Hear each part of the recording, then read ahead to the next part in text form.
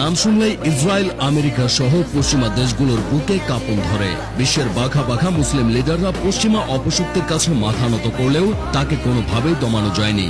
কালো পাগড়ি পরিহিত ধবধবে সাদা দাড়ির বুড়ো মানুষটি একাই লড়ে যাচ্ছেন যুক্তরাষ্ট্র ও পশ্চিমা আগ্রাসনের বিরুদ্ধে। মুসলিমদের হয়ে গলা উঁচু করেছেন বিশ্ব দরবারে।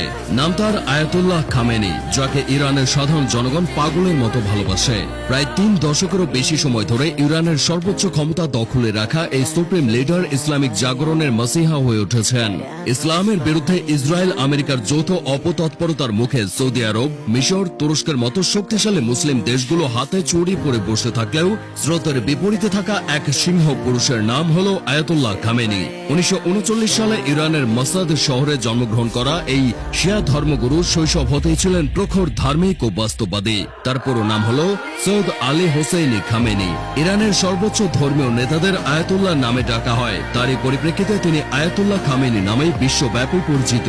বাবার পথ অনুসরণ করে মাত্র 11 বছর বয়সে তিনি ধর্মতাত্ত্বিক হয়েছিলেন।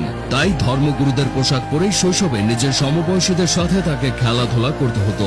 এ নিয়ে অনেকে তার সাথে মজাও করত। প্রাথমিক শিক্ষা সম্পন্ন করার পর মাসাদেই তার আধ্যাত্মিক পড়াশোনা শুরু হয়। 1957 সালে উচ্চতর শিক্ষা লাভের আশায় তিনি ইরাকে পাড়ি জমালেও বাবার ইচ্ছার কারণে পরের বছরই সেখান থেকে নিজ দেশে ফিরে আসেন। সে সময় ইরানের শাসনকর্তা ছিলেন শাহ মোহাম্মদ রেজা।